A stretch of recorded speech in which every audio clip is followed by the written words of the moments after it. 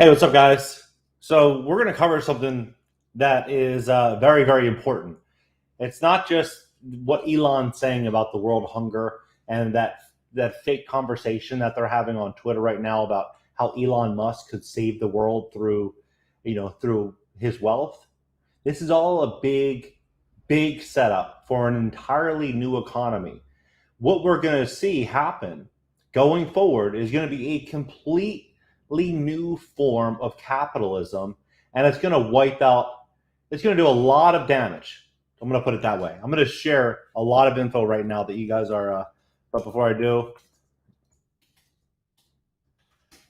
just saying what's up in the chat. All right, so here's what's happening right now.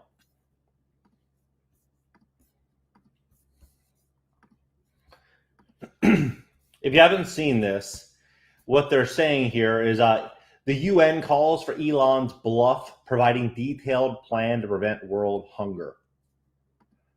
And what they're doing here, it's just unbelievable, because I think most people think that Elon Musk is, this just charitable, kind man. You look what he's done to crypto in the last year, all the pump and dump, all of the fakeness coming from his account to manipulate the markets and steal from people that, most people don't have two pennies rubbed together, and he's taking their pennies.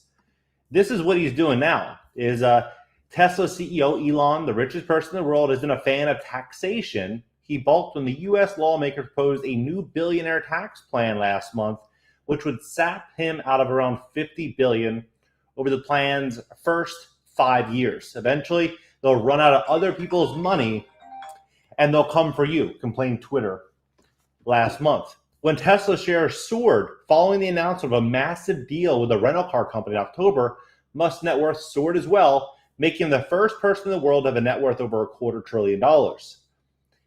And that had David Beasley, the director of the United Nations World Food Program, thinking things through. Just $6 billion of Musk cash, a mere 2% of the CEO's overall net worth, could help 42 million people that are literally going to die if we don't reach them. I mean, so you're talking $6 billion. $6 billion, that's nothing when we take into consideration the roughly $5 trillion that we're getting ready, to essentially print right now and just add to our debt load. We already, signed 1.2 trillion. You're talking $6 billion, that's pennies. And they're acting as if this one billionaire can lift, tens of millions of people out of poverty. But there's a lot of strings attached to it that they're not covering here. But everything's going to come together so beautifully. So the governments are tapped out. This is why billionaires need to step up. So they're depending on these billionaires to step up to solve the problems that, unfortunately, a lot of people are put into due to a lot of policies that have happened lately.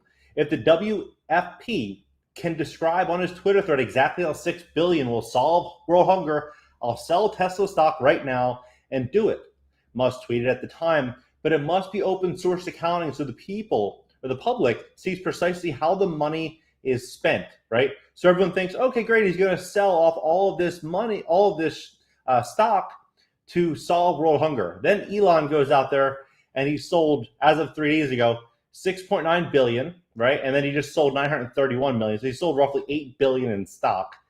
And some people say, oh, it's because of taxes. Other people think it's because he's trying to contribute to solve world hunger. It's not at all that. What's happening here is that he's going to use this along with other billionaires like Bezos, and they're going to do something called stakeholder capitalism. And they're going to form a level of dependence where the entire world is dependent on their success. So essentially, right now you have mom and pop farmers, mom and pop restaurants, hotels, just shops. The world's comprised of small business. And what they're going to essentially do is build out a system to where small business is no longer the lead contributor for taxes, the lead contributor to an economy. It's now going to be big corporations. And so how he's doing this is, they say the plan is to support 42 million people on the brink of famine. And just note that how many people of the 42 million were on the brink of famine 2 years ago? They're on the brink of famine because of what's happening right now, all the closures, all the problems. So over time, it's just going to get worse and worse and worse. And, the old problem, reaction, solution will probably do it. Urging billionaires to set up and support the fight against hunger. The organization said $6.6 billion would avert catastrophe. Musk's cash donation wouldn't solve world hunger, as he erroneously suggested in his October tweet. Some 282.7 million people experience extreme levels of acute hunger, according to the WFP, an increase of 110% compared to 2019. That's in large part due to growing conflicts, climate change, shocks to global supply chains, and of course, pandemic, all forming a perfect storm. Yeah, that's very well said. That is beautifully said. I couldn't have said it better myself. So right now, they're saying food security overview. I mean, you look at the numbers. They were saying something like 48 countries. It was roughly, here, between 720 and 811 million people in the world went hungry in 2020. That is insane. That's essentially 1 in 10 people. We have roughly 8 billion people in the world. You have 800 million. About 10% of the world is starving, right? And so you look at that and you're like, okay, well, how does this work? How does this all play out? So there's this business model that's going to be coming out. A lot of people are going to start hearing a lot more about this. It's called stakeholder capitalism, right? And stakeholder capitalism is, World Economic Forum, Klaus Schwab, a lot of the big corporations are all, you go to the website, World Economic Forum or WEF Forum, weforum.org, and you look at, who's involved in it. What's very interesting, though, that I think that we all need to, just because some people are like, oh, no, that's not true. Look at this picture here, right? Here's Biden. Hold on one second. I'm going to put this over to my other screen. This is Biden, right? I need to move this. Here's Biden with the head of the president of China. And you look at the background of this, and what is this? What does this say here? You look at it. What does it say? World Economic Forum, right in the background, right? Committed to improving the state of the world. World Economic Forum, there they are, right? And so they're talking about how they're going to solve this. So you look at what is Davos. Davos is the same thing, or World Economic Forum. So you can put two together. 50th annual meeting in Davos is focused on stakeholder capitalism with the central theme of stakeholders for a cohesive and sustainable world. Klaus Schwab, founder executive chair at WEF and a longtime supporter of stakeholder theory, said people are revolting against economic elites they believe have betrayed them, and our efforts to keep global warming limited to 1.5 Celsius are falling dangerously short. WEF updated its Davos Manifesto, a set of principles that underpin the event for the first time in over 40 years. It is plainly states at the top, the purpose of the company is to engage all of its stakeholders in shared and sustained value creation, and says companies should have zero tolerance for corruption, uphold human rights, and pay their fair share of taxes. The organization and the big four accounting companies are also developing a set of universal metrics and disclosures that companies can include in their annual reports to measure their social and environmental performance by aligning companies with asset owners, asset managers through common, limited, meaningful metrics. We will ensure sufficient capital is available to meet sustainability development goals, right? During the panel discussion in 2020, let's see here, every CEO needs to sit down and come to grips with the fact that if I don't have teachers to teach children of my employees, then the best employees aren't going to come to work for our company, right? What does it look like in practice? So they're saying they're going to pay they're going to pay fair wages, reducing the CEO worker pay ratio, ensuring, but here it comes down here, preventing economic, environmental damage, investing in local communities. They're going to invest in local communities. There's no defined set of expectations of companies that make such a commitment. However, Just Capital, an independent research nonprofit, surveyed 4,000 Americans on what issues they believe U.S. companies should prioritize most. The top priorities of corporations, according to the respondents, should be paying their fair wage, acting ethically, leadership, paying a living wage, providing benefits and work-life balance.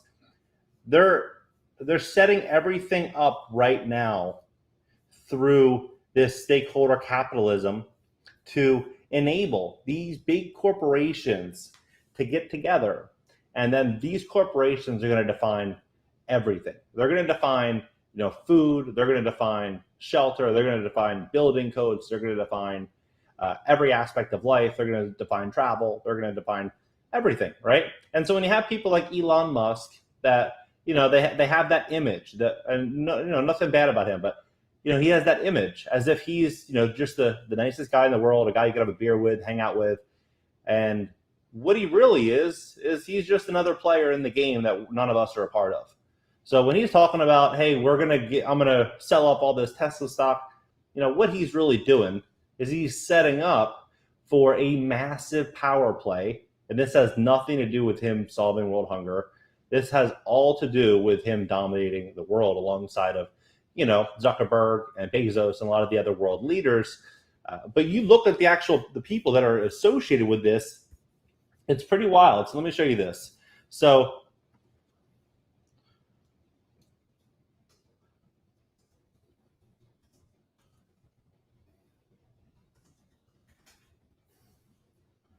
the partners that are associated.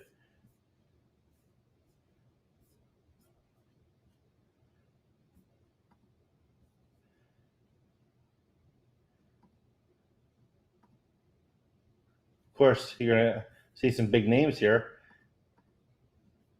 but it's literally like every single company, and they're all pushing for the BlackRock. They're all pushing for stakeholder capitalism, and Elon Musk, I think what would happen, it's very likely to happen, we'll see if I'm right, that he's going to make some type of contribution or some type of donation that will likely be a tax deduction. He's going to get a ton of great press for it. Everyone's going to give him unlimited praise, and everyone's going to encourage other billionaires to do the same. And before you know it, people just walk into the slaughterhouse expecting that billionaires are going to solve everybody's problems. When you look at John D. Rockefeller, you look at all the other billionaires in history, none of them were charitable out of the kindness of their heart. They were charitable to buy, love from the community, right? And so what they're going to do is once they have that love, and once everyone's dependent on that love, then there's nothing people can do, because they're going to be so dependent on that love that they won't have an option but to look at these names though, but to just take it. They're going to take whatever they can. But it's a lot of big companies: Morgan Stanley, Microsoft, Meta. So I wouldn't fall for what, of course, that's a big one there. I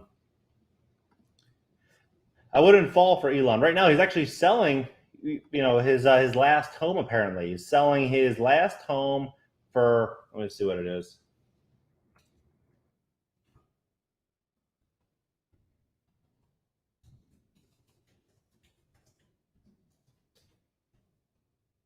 Right now, he's selling his last remaining house, right? As he focuses on a mission to Mars, selling a 48-acre estate. But then he went on to say that that he was living in